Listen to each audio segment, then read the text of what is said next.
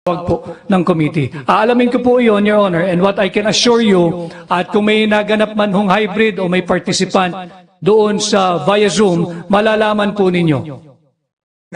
With the permission of Senator Pimentel, as requested by Senator Ontiveros, kung meron transcript, provide na lang sa chairman. But to correct the impression, yung word na sinungaling, kaya ako nabanggit yun kanina, kasi sinasabi niya na hindi raw niya sinabi. You were not yet around, Mr. I was online. I was present online, Chairman.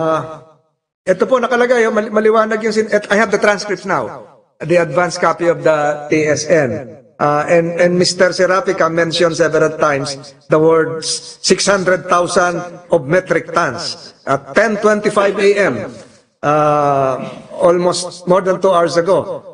Senator Ontiveros asked, 600,000 metric tons ang binanggit. Mr. Serafica said, yes po. So these are all here. So I mentioned the word sinungaling because I was made to appear that I'm not quoting from something. I'm quoting from the transcript of stenographic notes, 10:25 a.m. So you can proceed. I can continue. Basta tandaan lang natin na yung allegation ni Mr. Serafica na mayroong hybrid meeting August 4 na nabanggit ng 600,000 metric tons ni President Marcos was confirmed by another person, Mr. Valderrama. Okay? So, dalawa ang nagsasabi po nito. Anyway, Senator Pimentel, with my interjection again, Mr. Valderrama has not yet been put to the witness stand today. The allegation came from Mr. Serafica that Valderrama was part of the loop. Present po kanina sa online, I think he was asked, and then he appeared to confirm the story. I do not recall. Comsec, tinawag ko na ba si Mr. Valderrama? Kanina. No. Tinanong ko na ba siya? Mr. Valderrama? I stand corrected. Thank you, Mr. Chairman. Okay, can I now proceed to another matter? At least nasagot ni si ES. Mr. Chairman, can I proceed on another matter? Okay lang, sige. ES, punta tayo sa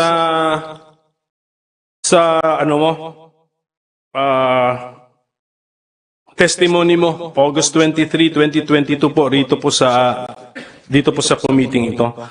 I hope you have a copy of your transcript. Meron po, Your Honor, August, ako mismo ang sumulat sa akin notebook. Okay, ito pong page 14 po ng transcript po ng August 23, 2022, which captures your testimony. Second paragraph, yung August 7, last sentence, sabi mo, I purposely did not answer him dahil wala pa pong tugon ang Pangulo sa tatlong bagay na ito. Yung mga tanong ito yung mga tanong ni Senior Yusek Leo Sebastian, di ba? Yun. Tapos sa August 8 naman, ito naman sa last paragraph ng page 14, meron na namang sentence mo na, I purposely did not respond because these are the matters that are still on the table of the acting secretary of the Department of Agriculture, page 15 na po ako, that we have yet to act upon and that he has yet to decide. Actually, yan po ang parang naging ugat ng controversy is yung hindi pag-communicate yun ang nakita ko why do you purposely not respond Mr. ES? You could have responded na we have not yet made a decision on that. You say, why? Doon po na kasi alam nyo ba bakit? Kasi ang nangyari nag-assume.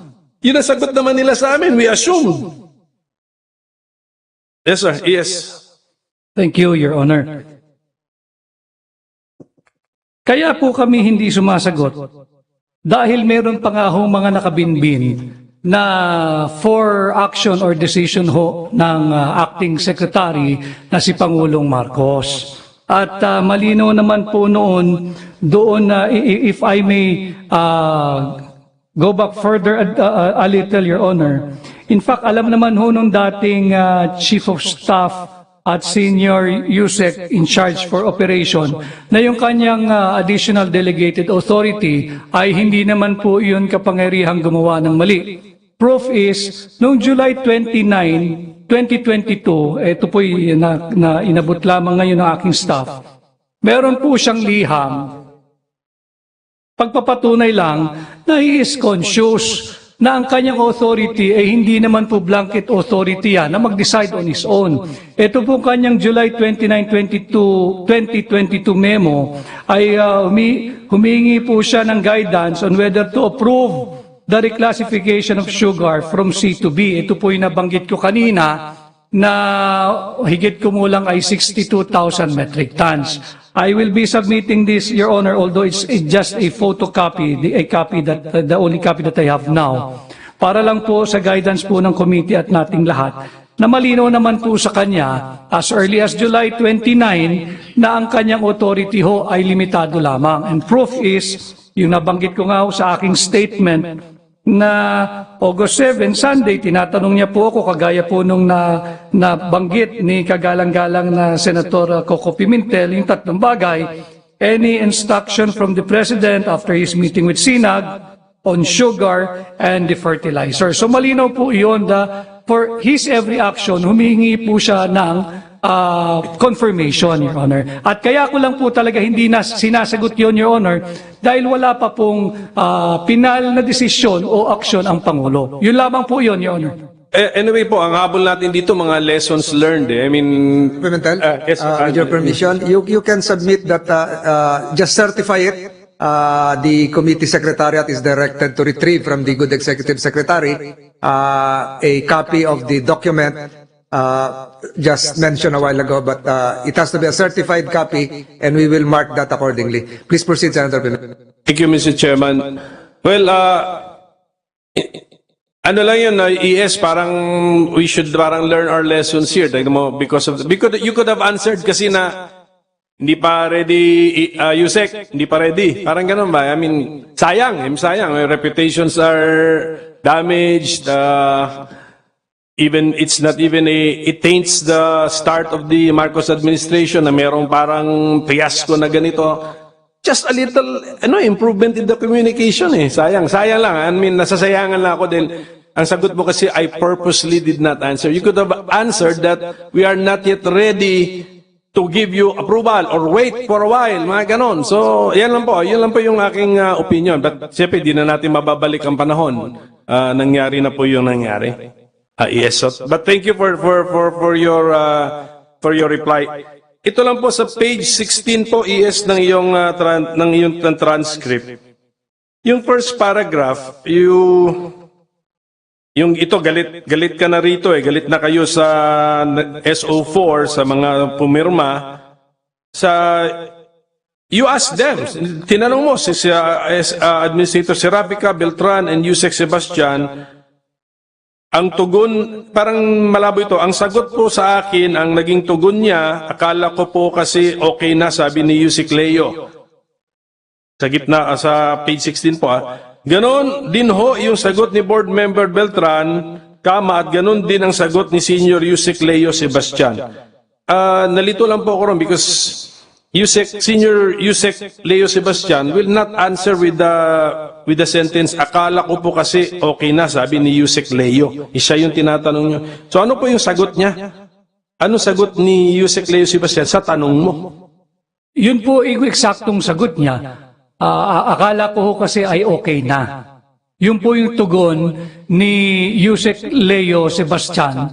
At when I asked him, again, based on what I have said, on what transpired on 10 August Wednesday when I confronted them, yung dalawa po, si dating Administrator Serafica and Board Member Beltran, ay sa magkahiwalay na telepono, pinatawagan ko sa kanya. I don't know, I cannot recall now kaninong telepono yung isa. Naka-speakerphone po pareho yun. And in his presence, I asked him, bakit kayo nagpasa niyan? Akala ko, ang sagot ho nila, akala ko kasi ay okay na. Iisa ho ang kanilang naging tugon, Your Honor. Okay, yung iba quoting Yusek Leo Sebastian, according to him, okay na. Yan po ba ang tamang interpretation nitong inyong sinabi? Yes, Your Honor, dahil siya po ang nagpa-route nung sugar order number 4 for purposes of Referendum. referendum. Yes.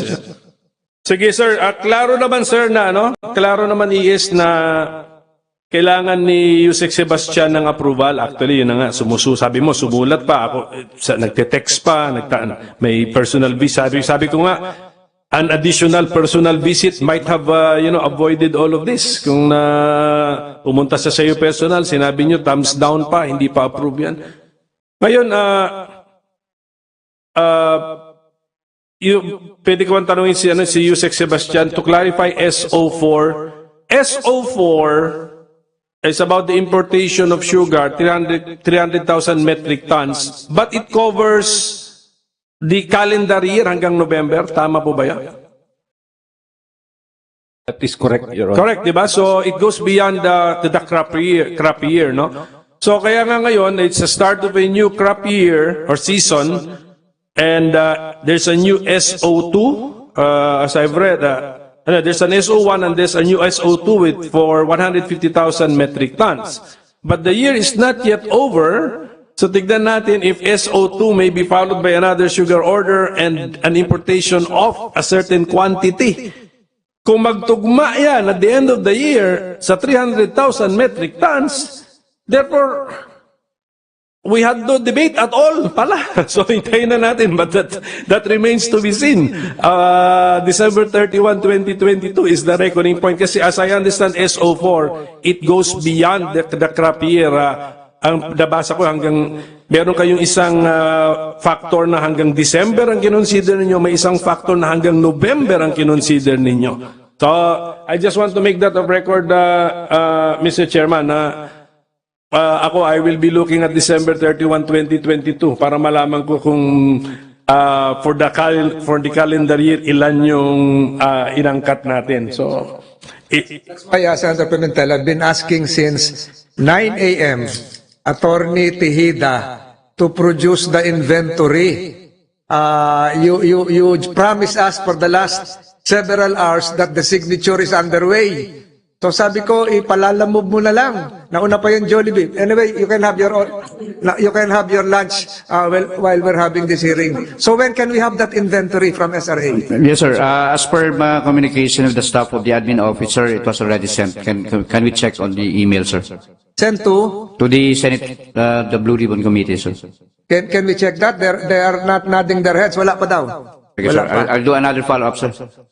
Please, kung pumunta ka doon kanina, nakuha mo na eh. Yes, sir. The problem is it's not with my office. I cannot, sir. It's with the admin office. Mr. Chairman, Yes.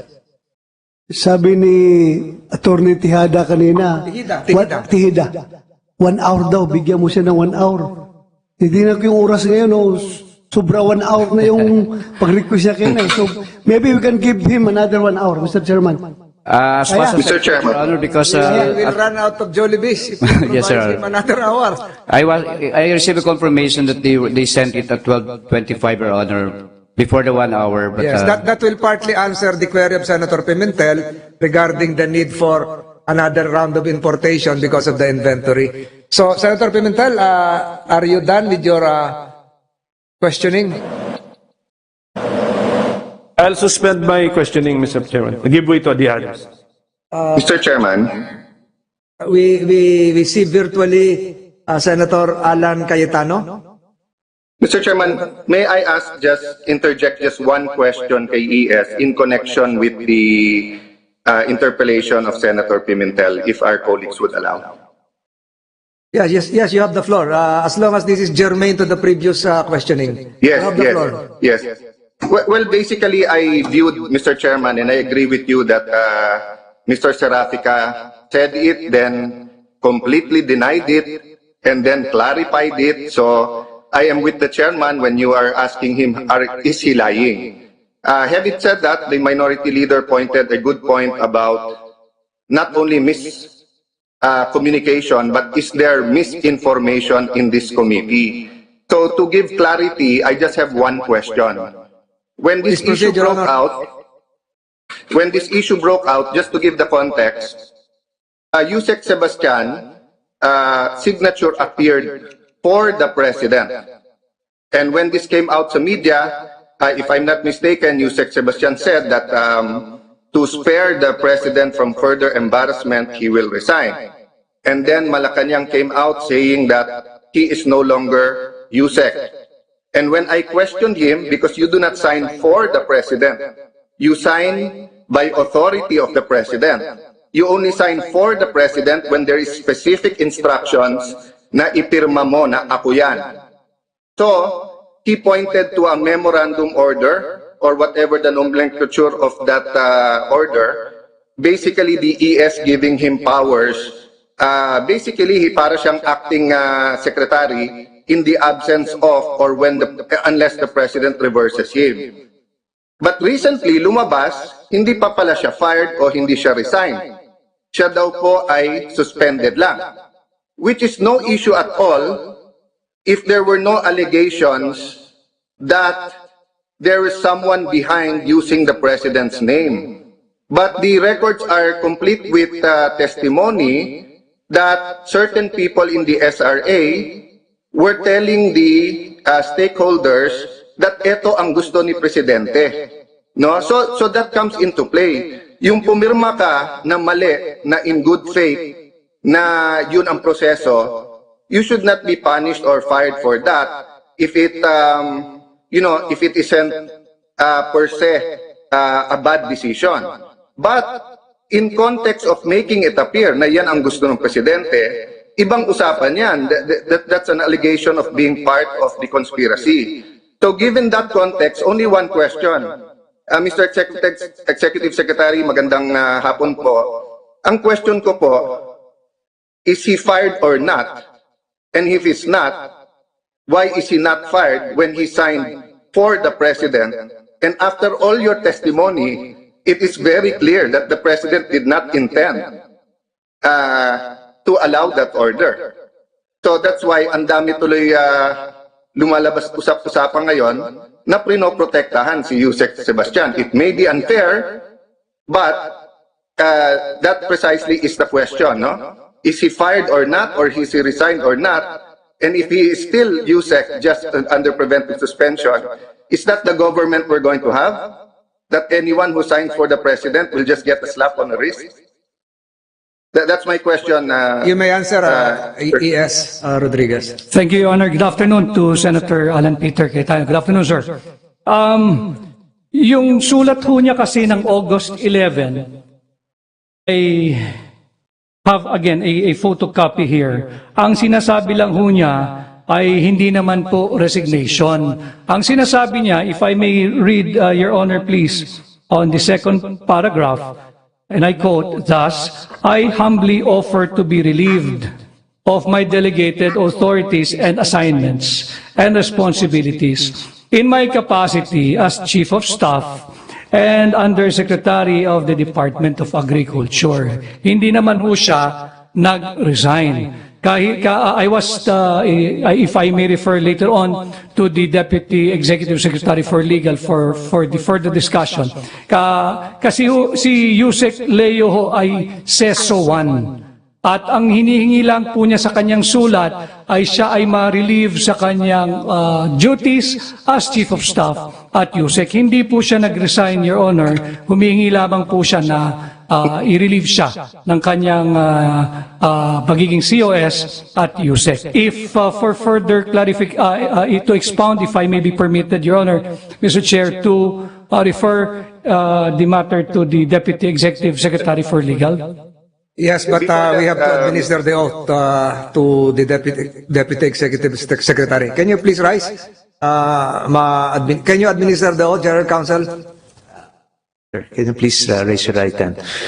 Do you swear and affirm to tell the truth, the whole truth, and nothing but the truth in this proceeding? I do. Yes, sir. We still want to get your name kasi walang nameplate sa harap mo. Just mention some of your personal circumstances. Yes, sir. I'm Attorney Richard Palpalato, the current Deputy Executive Secretary for Legal Affairs under the Office of the President. That's it, sir. And Mr. Chairman, before he answers, before he answers the question, thank you, Mr. Chairman. Sorry, Mr. Chairman, I didn't mean to interrupt. It's just that online, I do not know when, I'm interrupting you or not, so I apologize for that. I agree with the Executive Secretary na kapag seso or meaning career, unlike political appointees that you can just fire them.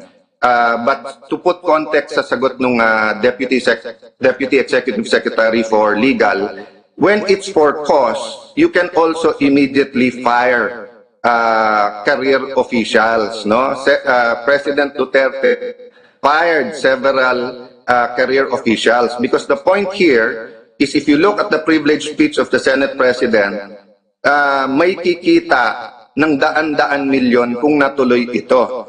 And it was the signature of the USEC who was given authority to make decisions, not to sign for the President.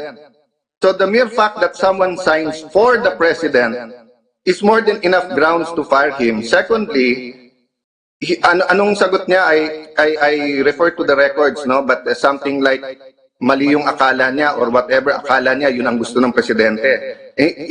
If the whole sugar industry will suffer and people cannot buy sugar because it's too expensive already, I don't know ano pang hinihintay natin to fire someone who did something like that, no? So I just want to put that on the record, Mr.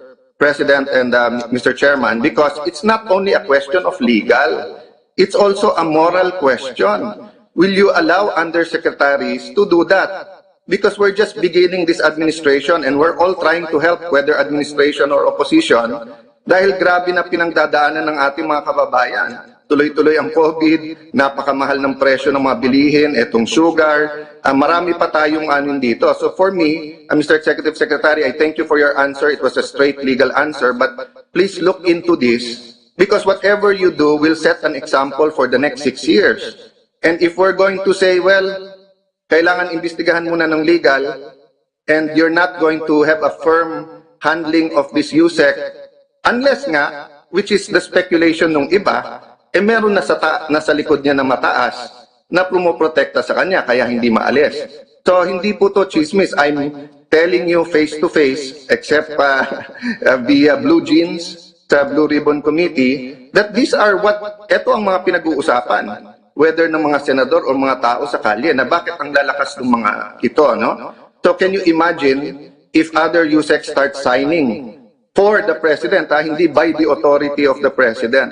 So I cannot overemphasize this, Mr. Chairman, so I apologize, no, but that's the question there, and I will accept yung legal, no, but this isn't a legal question. It's a question of how this administration is going to treat government officials who use the President's name and causes severe damage to our people. Thank you, Mr. Chair. Thank you, Senator Cayetano. The Deputy Executive Secretary can now answer the question delegated to you by the Executive Secretary. Yes, yes. I think it's something to do with the CESO, rank, etc., etc. Please proceed. Yes, Juan. With respect to Undersecretary Sebastian, as the Executive Secretary said, the request of USEC Sebastian was only for the relief of his duties. And considering that he is a CESO 1, appointed as Undersecretary, he is a career official, Your Honor. And by requesting to be relieved, he did not resign from the position. He can still be appointed to another position equivalent to his CESO rank. So that would entail relief of concurrent and additional duties. Duties, yes, Your Honor. And with respect to the manifestation of the good Senator Cayetano, Your Honor, that is precisely the subject matter of the investigation of my office, the matter of the signature of USEC Sebastian appearing on the SO4. So we have given the parties the If I may opportunity. interrupt, precisely the question of Senator Cayetano is this, rephrased from my part. Being assessor rank officer, can USEC Sebastian be fired? He can be fired, Your Honor, for cause. Boss. After due process, Your Honor. So is that part of the ongoing investigation right now? Yes, Your Honor. And when do we expect to have a result? As soon as possible, Your Honor. There are proceedings, there are procedures to be observed, Your Honor. Can this committee be furnished a copy of the results? Yes, Your Honor. Thank you. Senator Pimentel, any Mr. questions? If none, Mr. Chair, last question, Mr. Chairman. Senator For me Cayetano, lang po, yes, with your permission lang, Mr. Chairman, as soon as possible is not a good answer because, yes, there is a procedural due process, but this is the most simple of cases. Did he abuse his power for signing for the President? Napakalinaw ng facts, he admitted it, nandyan ang dokumento. You can call him anytime, you can have the hearing anytime. So the mere fact na buwan na to, no, September na, is questionable for me. So if you want to send a message to the rest of the bureaucracy that you can't mess around with this administration, you can't let people suffer with prices, hindi nyo pwedeng guluhin. Even yung Blue Ribbon Committee, ang dami namin dapat i-hearing, then you will tell us.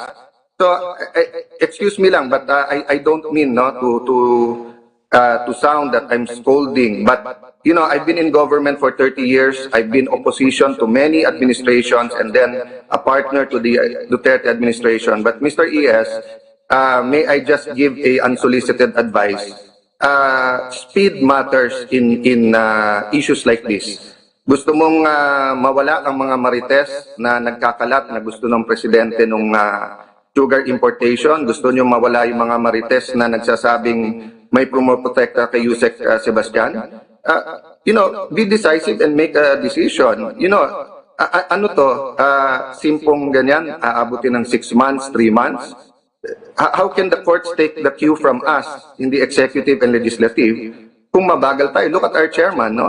Very organized, very quick, and then tinatapos niya kaagad. So I'll stop there, Mr. Chair, but respectfully sa ating executive secretary, please look into this because this will really matter down the line in this administration. Thank you, Mr. Chair. thank you, Your Honor. So, next in line to question would be Senator J.B. Ejercito. No questions coming from Senator Ejercito. Senator Ronald Bato de la Rosa. No questions. Before we, The Senate President. before we excuse the Executive Secretary, can I just ask for a 1-minute suspension? Session is suspended for 1 minute.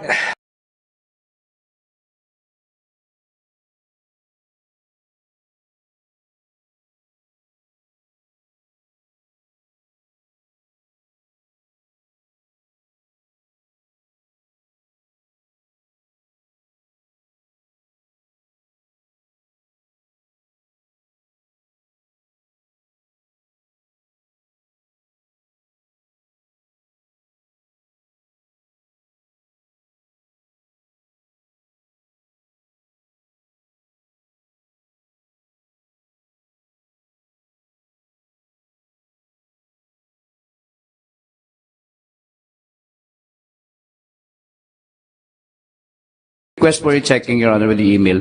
I'm sorry for the delay, Your So Honor. we have just received the inventory and we will reproduce the same. Mr. Chairman, while we're, I was going to ask clarification to the Executive Secretary. I just want the... Tejada, yes. May I ask si Mr. Tejada, what is your, ano po ang designation niyo sa SRA? Kasi sorry, I was not in the other two meetings. Yes, sir. Good afternoon. Mayang hapon, sir. I am the Deputy Administrator for Regulation, sir, of the Sugar Regulatory Administration. Yes, and I had a meeting last night, and I would like to share this information with Senator JV because I saw a statement online that is upset at the non-participation of the SRA board today. I had dinner with them last night, and they mentioned that they want to attend the hearing today. The problem is the Civil Service Commission, CSC, and the GCG, Government Corporate Governance, had required them to attend today. Is that correct? I can confirm that, sir. They informed me. And they were told that if they don't attend, they cannot get their clearance. Is that correct? I'm not privy to that statement, but I can confirm that they went to the GCG, sir. They were told, I was told, because I told them, important yung meeting bukas. So, yeah, sir, ang problema namin, we were told if we do not attend the GCG meeting today, we will not get our clearance to be, full appointee under the law. I think there's a GCG law. So just for the record, to my dear colleague from San Juan, that is the reason why they could not attend. And finally, Mr. President, there's news going out now in online on Serafica's statement that the president, maliciously, again, being dragged to this. It's unfortunate because the president is having a very successful state visit in two of our neighboring countries. That his name has to be dragged into this mess by this Serafica. He could have divulged this information earlier, and all of a sudden, binulaga na tayo na yung araw na to. I would like to ask the executive secretary. He was there in that meeting, and to confirm or deny the statement of Mr. Serafica about the president asking for 600,000 metric tons. I can't believe it. Me, myself, I cannot believe it. Because it was the president who called me and said that we have to have a stakeholders meeting because I do not believe the SRA is asking for 300,000 metric tons for importation. So I can't believe it myself. Mr. ES, could you confirm or deny what Serafica is saying? For the record, for Thank the you. media to hear the answer. Thank you, Mr. Senate President. Thank you, Your Honors. I categorically deny that there was an instruction from the President to even consider or to import 600,000 metric tons of sugar for SO4. Wala hong ganong pronouncement or wala hong ganong kautusan ang Pangulo. Ulitin ko ho, kaya po na doon kami nahinto sa import plan, gusto ho niyang makita tama ba na 300,000 metric tons ang ating i-import. At yun po yung mga bagay na aming riniresolba pa, kaya wala pa hong basihan yung SO4. At higit sa lahat, wala pong ganoong kautusan ng Pangulo na mag-angkat ng 600,000 metric tons ng asukal. Thank you for that information. I hope that the media picks up also the answer of the executive secretary as he was part of that meeting. Let's not put malice on that statement of Serafica because, we don't want to damper a very successful state visit, and I myself truly do not believe it. I go with the statement of Mr. Lamata that he is lying. Thank you, Senate President. I'd like to acknowledge the arrival of Senator Jinggoy Estrada. Senator De La Rosa, you have the carry? Yeah, Mr. Chairman.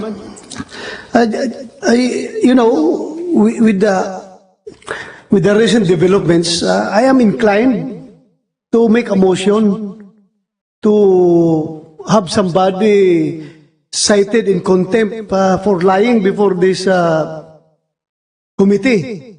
But having said that, I am entertaining naman other thoughts.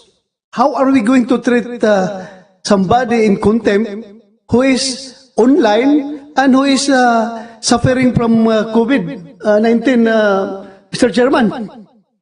So, I am in a quandary as to mag-motion ako or hindi because naawa rin ako dahil COVID positive yung tao nandun ngayon sa bahay niya. At the same time, I want to maintain the integrity of this committee na dapat nobody should be lying before this committee, Mr. Chairman. So I am asking for some administrative advice from our chairman how to deal with this. Thank you, Mr. Chairman. De La Rosa, if you're relying on Section 18 of Resolution 145, let me refresh your memory that the contempt of this committee shall be deemed a contempt of the Senate, and such witness may be ordered by the committee to be detained in such place as it may designate under the custody of the sergeant at arms. So we leave that to the compassionate mode of the good senator. If there is no motion, that will be made and perhaps in due time. But is Senator Estrada propounding a question? Your Honor, maybe to hasten the proceedings because I think we've discussed this issue lengthily. Mr. Serafica has COVID-19. We have to give a bit of compassion to his condition. I would suggest to do justice to the farmers, to do justice to the stakeholders. Maybe we can terminate the hearings, come up with a quick resolution of the case, approve it before the break, and if these cases are necessary to be filed, let us file them so that they have their day in court. And I think that would be the best, with of course, the approval of our minority floor leader, Jose Bar Tapnancher, who would agree that if they feel that there's malfeasance, misfeasance, any violations of the Graft and Corrupt Practices Act, let us come up already with the findings, Your Honor, and proceed with the filing of the cases. Senator Pimentel, our mathematician. Since there are no more questions to be directed to the Executive Secretary, and if there are no more questions to the other resource persons, I agree that we can terminate the hearing, come up with just one final report. Hindi na kailangan po ng partial report. Is that a motion to adjourn? Depends on our colleagues, because they were asked if they had questions for the ES. Baka meron pa sa iba kasi, sa ibang resource persons. Only one remaining, Ms. Attorney Tejeda. Yes, yung sir. inventory. We have the inventory. Shorten this. Provide a copy to the good Executive Secretary likewise. Yung inventaryo nyo, kulang ba talaga ang asukal? As per our records, Your Honor, the inventory of this year is not the same as last year. We have a less number of inventory, Your Honor. But based on market needs? Yes, Your Honor, there might be tightness in supply. Right now? Yes, Your Honor, as our projections also state, Your Honor. Thank you. Finally, we got your inventory. So, is there a motion to adjourn coming from our colleagues to adjourn the hearing? And Mr. Chair. there is a motion coming from Senator. Yes. Before we do that, Your Honor, I would just like to again thank the Executive Secretary for respecting the Blue Ribbon Committee and coming over physically, answering the questions of our colleagues. Maraming salamat po, and we also appreciate the effort of the President to call us today that you will be arriving and joining us for this hearing. Salamat po. Mr. Chairman, I move to adjourn. Thanks to the good Executive Secretary. There is a motion coming from Senator Jinggoy Estrada, seconded by Senator De La Rosa. Without objection, the hearing of the Senate Blue Ribbon Committee relative to the sugar fiasco is hereby adjourned and terminated.